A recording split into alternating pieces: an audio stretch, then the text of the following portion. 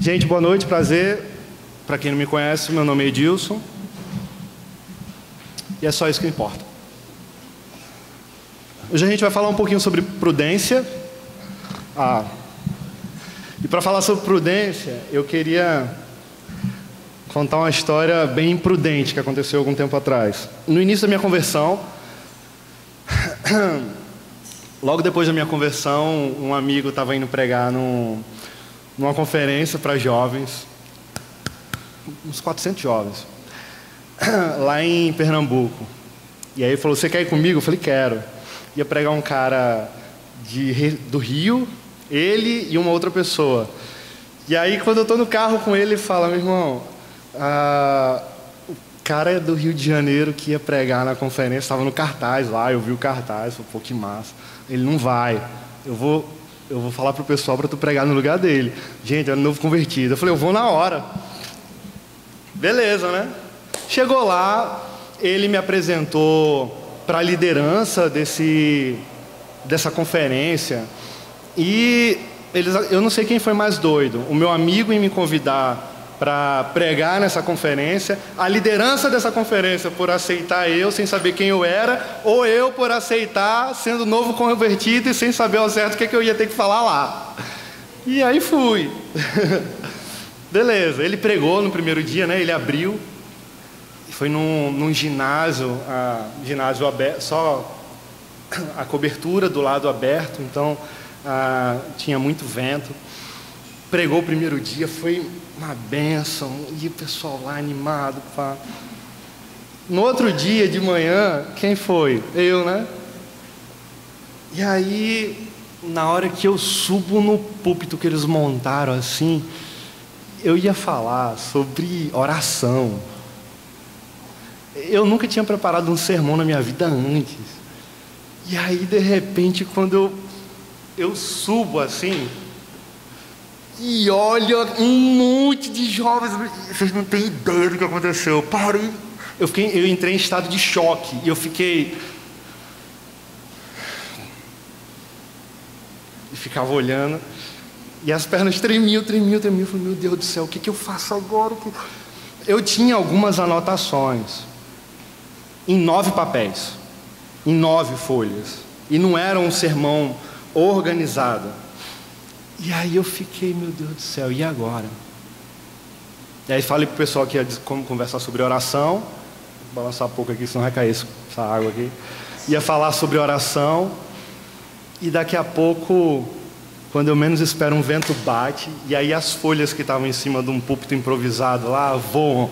Começa a voar, eu fico: meu Deus do céu, e agora?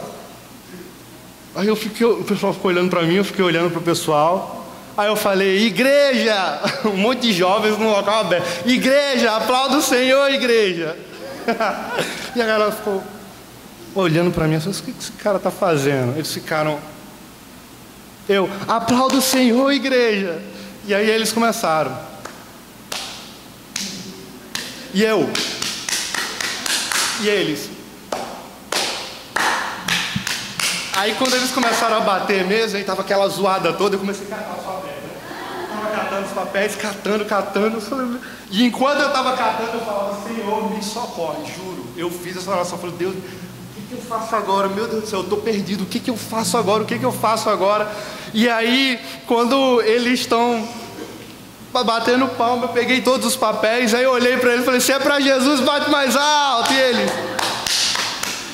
Eu fechei o olho, levantei as mãos e fiquei. E tá todo mundo batendo palma, né? Então tá aquela zoada estrondosa. E eu fiquei: meu Deus do céu, e agora? O que eu faço? E agora? O que eu faço? Meu Deus do céu, eu não sei o que eu faço. Aí me deu uma ideia. Botei todo mundo para orar, fiz grupinhos. Vários grupinhos de oração. Botei todo mundo para orar, fiquei desesperado. Enquanto estava todo mundo orando, saí, fui embora do púlpito. Essa foi a minha pregação, a minha primeira experiência. Saí correndo, fui para trás do púlpito. Gente, eu chorava. Eu falei: meu Deus do céu, o que foi que aconteceu? Meu amigo chegou irado comigo: meu irmão, o que você está fazendo? Eu falei: brother, E aí ele ficou com pena de mim. E eu chorava. Eu nunca fui tão humilhado por mim mesmo. Poderia até ser engraçado se não fosse trágico isso, mas foi terrível. Vocês não têm noção. Durante o acampamento, beleza, passou, não preguei mais, tá? Não preguei mais. E aí, do meio para o final do acampamento, o pessoal chegava para ele e falava: posso tirar uma foto com você? E eu estava do lado do cara. O pessoal: posso tirar uma foto com você? Aí, eles chegavam e falavam: não, dá licença. E me tirava da foto. Eu falava: tá bom. E é horrível isso, horrível, horrível, horrível. É muito ruim você tomar uma decisão precipitada na vida e cometer um erro. Isso foi uma imprudência minha. Uma imprudência terrível. Mas eu estou falando sobre essa minha imprudência porque, oposto a essa minha atitude totalmente imatura, a gente vê Paulo ensinando a gente a ser prudente nesse capítulo 25, nos 12 primeiros versículos. É muito interessante essa passagem, gosto muito dela, é autoexplicativa. Ele está já há 2 anos preso, do capítulo 23 até o capítulo 25, a gente tem um intervalo aí de 2 anos, onde Paulo está na prisão, e a gente chega no início do capítulo 25, com o governador Félix, governador romano, deixando o governo e Festus assumindo. Uma transação política, a gente está passando por isso agora, né? Janeiro chegando aí, uma transação política, e o círculo está montado, tem muita influência política nessa história, uma conspiração para matar Paulo, o desejo de ver ele morto, por interesses políticos e religiosos, e ao mesmo tempo ele está olhando tudo isso de dentro da prisão, e ele vai ensinar algumas coisas para a gente. Então vamos dar uma lida aqui. Atos, capítulo 25, dos versículos 1 ao 12. Julgamento, o título aqui na minha versão é o julgamento perante Festo. Beleza, eu não sei como é que está na sua. 3 dias depois de chegar à província, Festo subiu de Cesareia para Jerusalém. Por que ele está querendo agora? Logo o cara acabou de assumir a presidência lá, assumiu o governo de Jerusalém. Por que ele sai de Cesareia para ir para Jerusalém tão rápido assim? Primeiro, ele é um governador romano que está governando os judeus. Imagina só. Será que o povo gostava dele? Será que... Quem é que gosta de alguém que não é do seu povo? Imagina só se fosse um presidente dos Estados Unidos governando o Brasil. Faz muito sentido. Presidente da Argentina? Menos, né? Tá bom. Vamos deixar só dos Estados Unidos, então. O povo não quer. Então, havia uma falta de relacionamento absurda entre o povo judeu e o governo, porque era o Império Romano que governava. Então, havia muito atrito. Félix, ele deixou estrategicamente Paulo preso por interesses políticos. Beleza. Agora Festus assume, e o que ele faz? Vai para onde? Para Jerusalém. Vamos lá. Para onde que ele está indo? Versículo 2. Onde os chefes dos sacerdotes e os judeus mais importantes compareceram diante dele. Espera aí, gente. Vou ler de novo.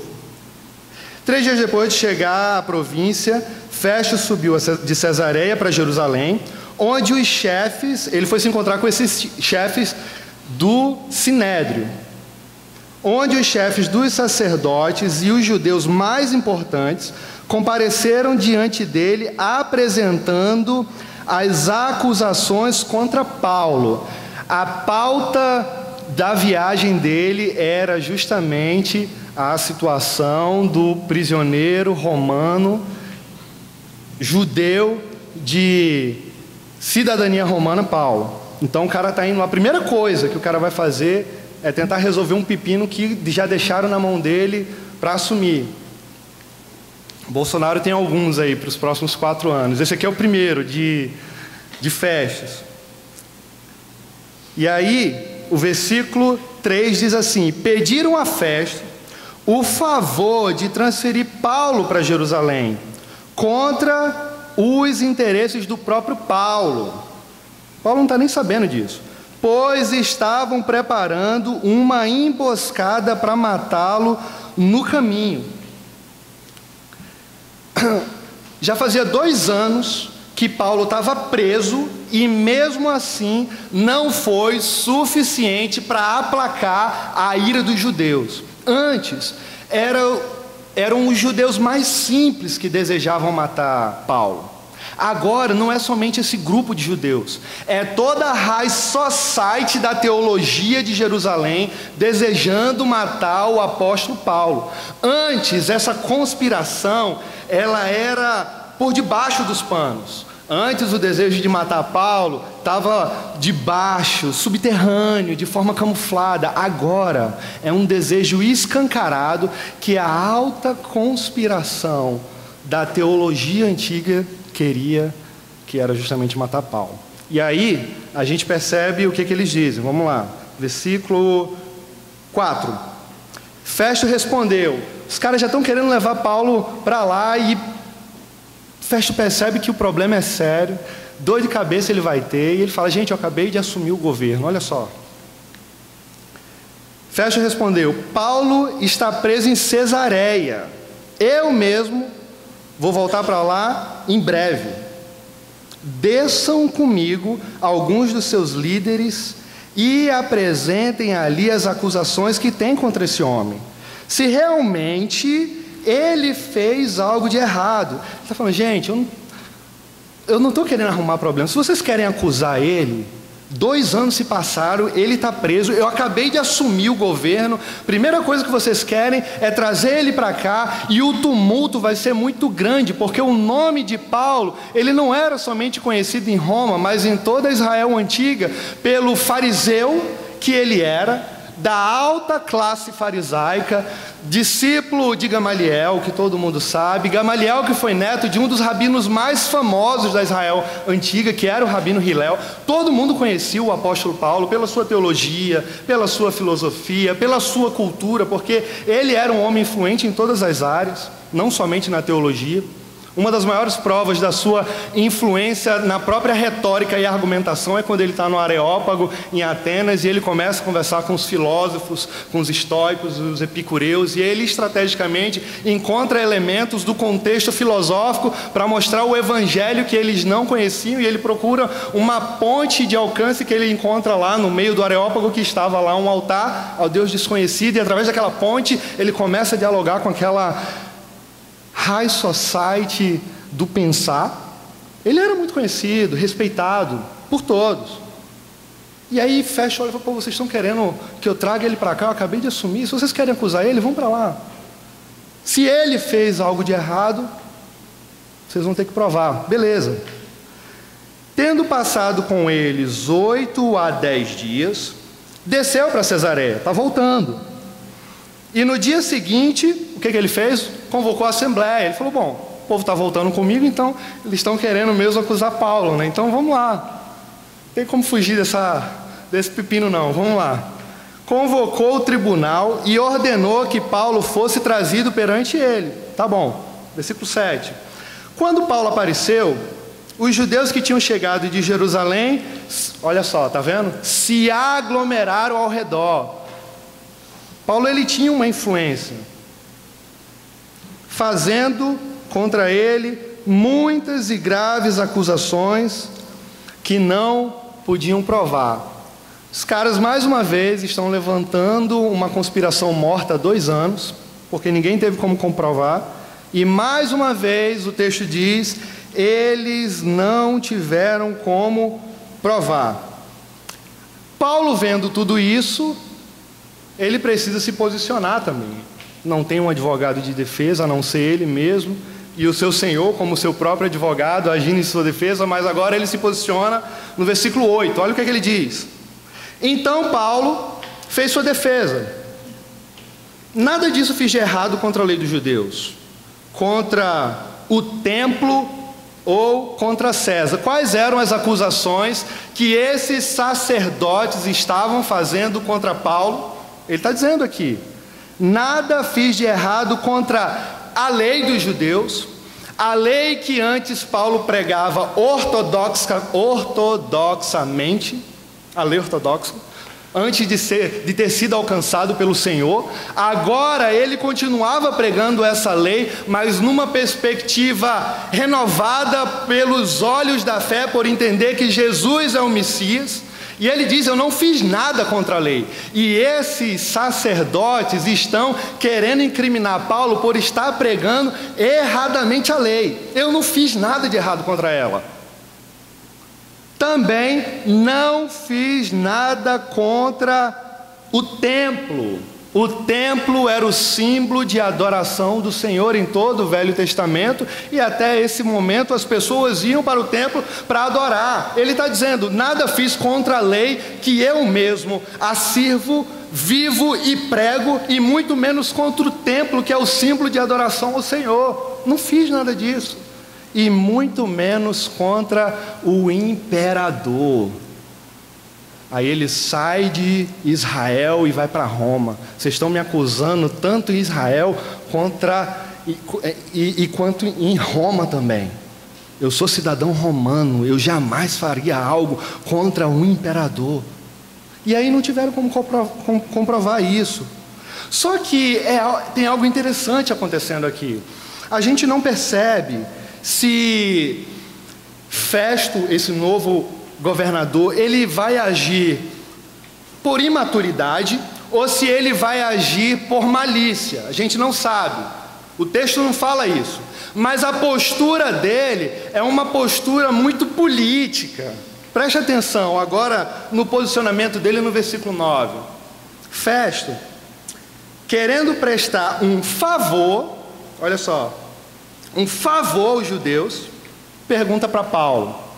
O cara, ele não toma nenhuma decisão, ele se submete a Paulo agora. Ouviu?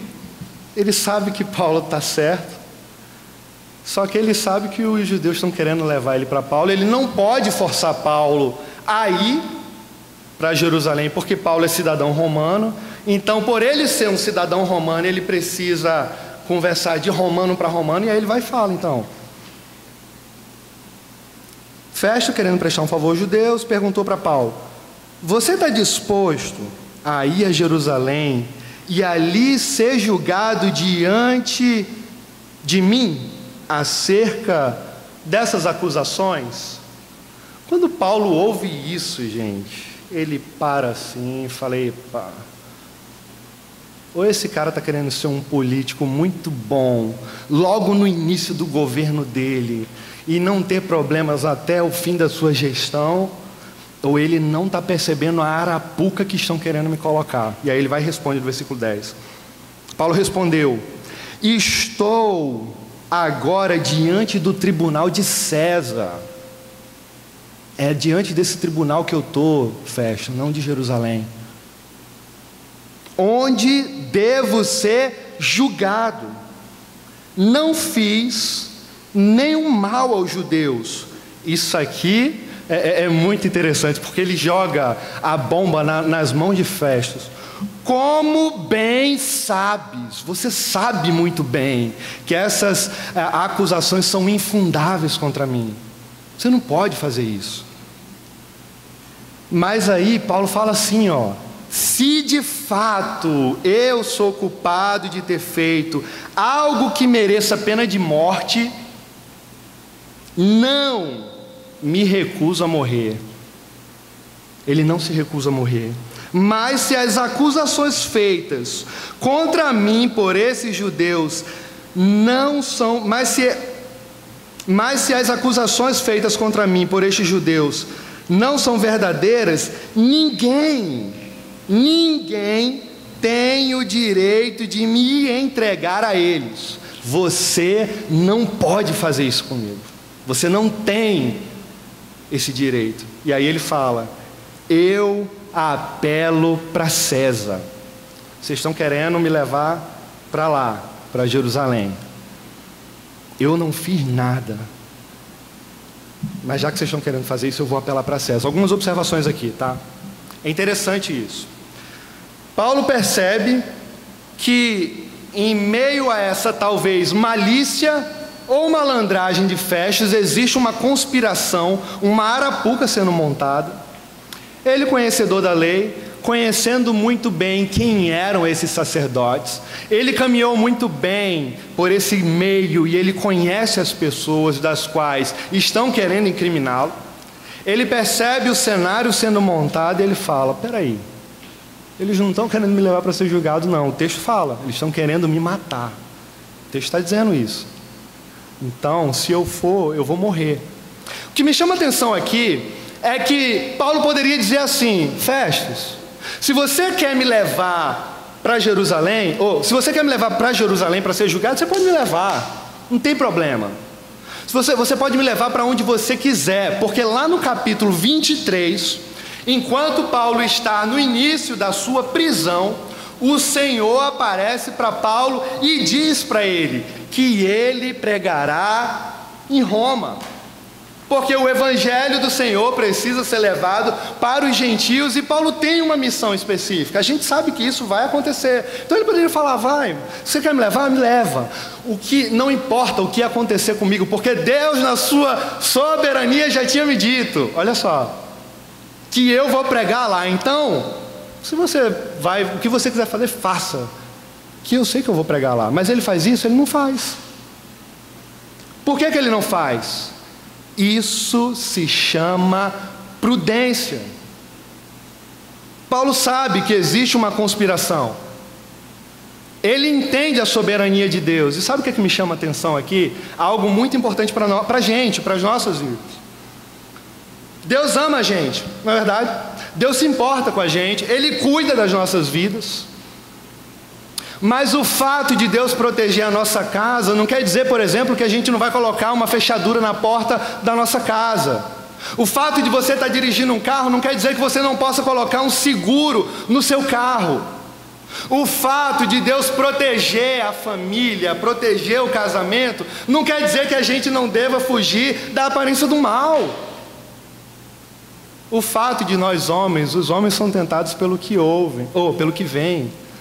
Passar uma mulher bonita, o cara, parece que é automático isso. Não estou falando nenhuma mentira aqui.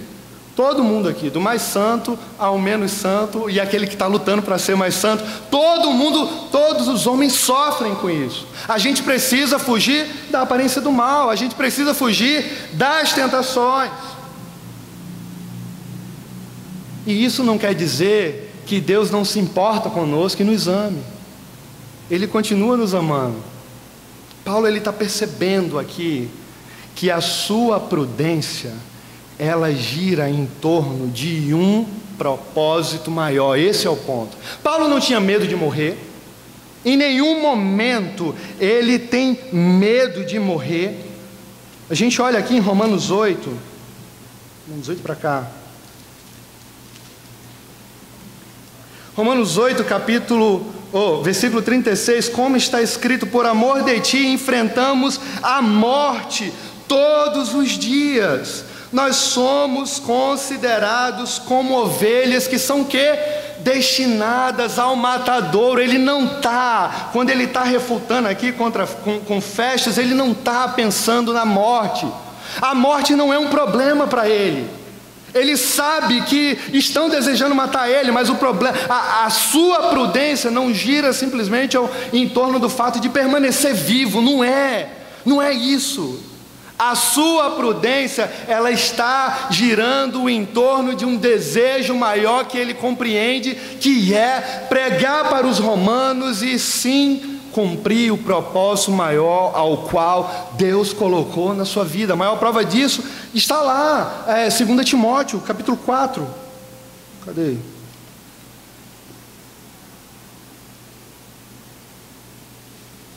Ele já está no fim da sua vida, já terminou de pregar, continua na prisão, não sai mais da prisão.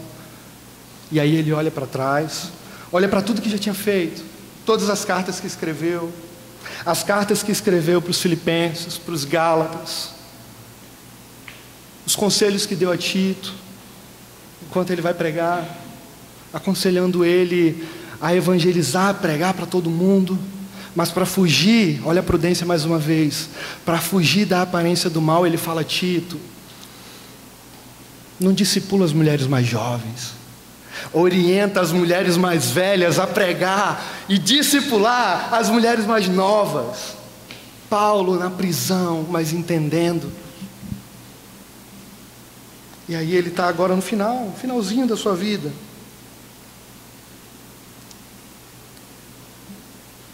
E ele fala: eu já estou sendo derramado como uma oferta de bebida, está próximo o tempo da minha partida. Eu combati o bom combate, terminei a corrida, guardei a fé. Agora me está reservada a coroa da justiça, que o Senhor, justo juiz, me dará naquele dia, e não somente a mim, mas também a todos os que amam a sua vinda. Com outras palavras, ele está dizendo: eu cumpri a minha missão e agora vou encontrar com meu Senhor e viver com Ele para sempre. O que é prudência? Para que serve a prudência? Ela serve para a gente fugir simplesmente dos problemas e ter uma qualidade de vida melhor? Não. A prudência em si mesma, ela não tem significado algum se porventura não existir um propósito maior por trás dela. E qual é o propósito maior atrás de todas as nossas decisões? Qual deve ser as atitudes desejadas no nosso coração, as iniciativas pelas quais a gente tem que tomar? Por que nós devemos fazer isso? A única resposta que nós devemos encontrar como cristãos é o Evangelho. Isso é o que mais a gente fala aqui nessa igreja. O Evangelho é a chave hermenêutica para todas as respostas da humanidade. O Evangelho é a resposta e a solução para todos os problemas das nossas vidas. O Evangelho é aquele a qual nós andamos, caminhamos e olhamos e desejamos nessa terra, até chegarmos na outra terra chamada Sião.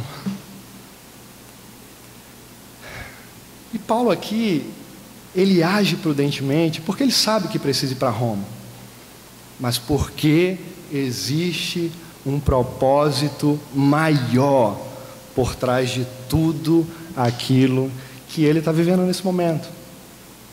A gente vai encontrar mais 3 situações envolvendo Festus e Paulo, do capítulo 25 até o 27. Depois vocês podem dar uma olhada mais e vocês vão perceber que muitas lições a gente vai aprender enquanto Paulo está preso, esse novo governo e o posicionamento dele, porque existe um propósito maior. Hoje à noite a galera está indo evangelizar as prostitutas na Epitácio Pessoa. Estão indo evangelizar. Se fossem só homens, ia falar: meu irmão, é caixão e vela preta. Não vá. O que é isso? Prudência. Qual é a motivação do coração? Pregar o Evangelho. Mas a boa motivação, ela precisa ser condicionada por prudência. De boas intenções, aquele ditado bem conhecido que todos nós sabemos é o quê? O inferno está cheio. O que o Evangelho nos ensina? Sermos prudentes. Por qual propósito? Um propósito maior que não gira em torno de nós. Esse é o ponto. Não gira em torno de nós. O humanismo secular coloca o homem no centro, mostrando que todas as suas atitudes boas, resplandecendo um bom caráter, tendo uma vida digna nessa terra, sendo bom na sociedade, vai fazer com que você seja uma pessoa extremamente relacionada e viva tranquilamente com os outros. Mas tudo isso parte do homem para o homem, para você viver bem. O Evangelho, ele vai na contramão disso. Existe uma palavrinha que eu gosto muito chamada outrocentrismo, onde o outro está no centro e não é mais nós. Onde o outro, chamado Cristo, passa a ser o centro das nossas vidas e nós não olhamos mais para nós, porque o outro está no centro. E esse outrocentrismo, isso abre os nossos olhos para olhar para aquilo que a gente não conseguia ver, faz com que a gente abra mão daquilo que muitas vezes nós não conseguíamos antes. O egoísmo passa a ser algo indesejável, porque o outro está no nosso centro.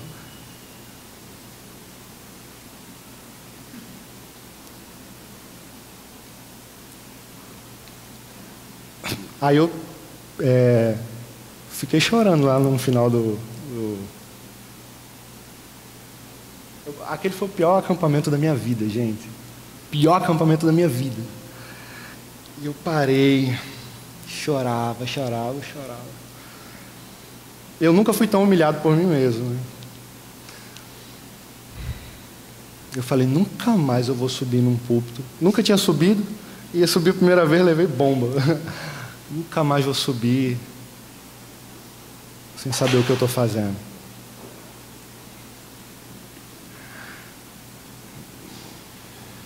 Eu estou aqui hoje, eu ainda estou aprendendo. Esse é o ponto. A gente vai continuar aprendendo sempre, mas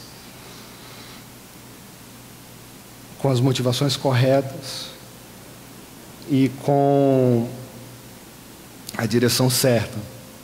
Eu fui estudar teologia aqui, todo mundo, essa igreja, ninguém precisa ir para o seminário aqui não, essa igreja é um seminário, pô.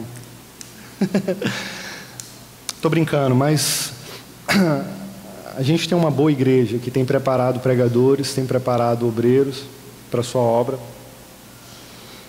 E eu falei para mim mesmo, nunca mais vou subir num púlpito para pregar, se eu não souber o que eu estiver falando. E teve uma época que eu desejei nunca mais subir mesmo. Até um dia que eu comecei a evangelizar na rua. E aí eu falei, caramba, se for para errar, eu vou... Pelo menos o público é menor. Mas eu tenho uma motivação correta agora. Não é mais aquela euforia porque um amigo falou, meu irmão, você quer pregar? Eu falei, quero. Não sabia nem o que ia falar. Não tinha motivação nenhuma no meu coração. O interesse estava errado. O propósito era outro. E quando eu fui para as ruas, eu percebi que a motivação já não era mais o público, que o interesse não era mais o reconhecimento de pessoas, que o propósito principal, na verdade, não gira em torno de nós, mas gira em torno de Cristo. E aí a gente começa a evangelizar, depois vai para o seminário, continua servindo ao Senhor, não nos holofotes, mas fora. E aí na escola da vida, o Senhor vai ensinando a gente a ser prudente também. Porque nós fazemos o que fazemos. A gente faz o que faz porque entende que aquele que nos salvou nos condiciona a fazer isso.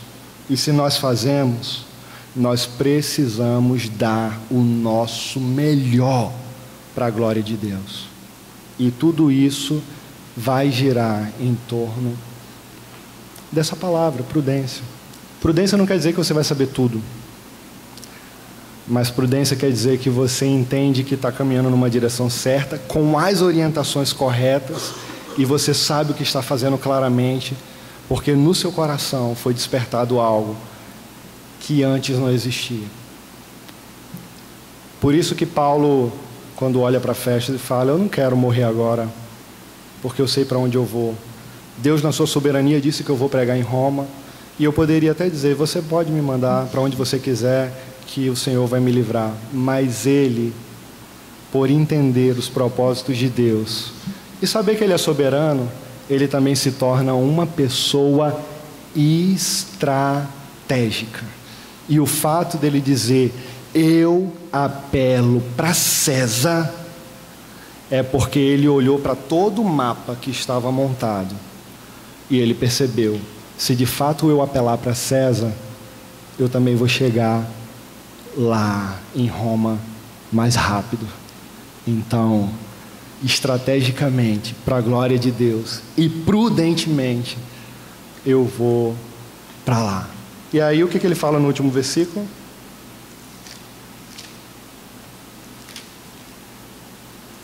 Eu li até o versículo 11.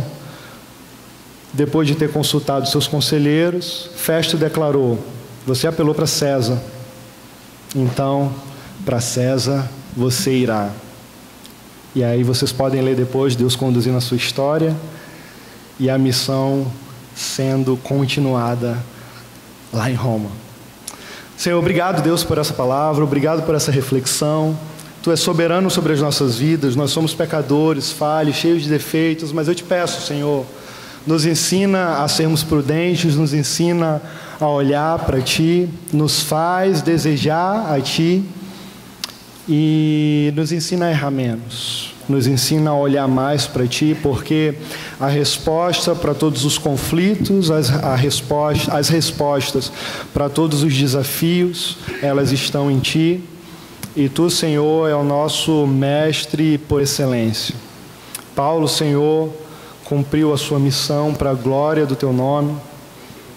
E prudentemente nós oramos nesse momento, pedindo que Tu nos lidere para a glória do Teu nome, para cumprir os Teus propósitos nessa terra, através das nossas vidas, Pai. No nome de Jesus. Amém.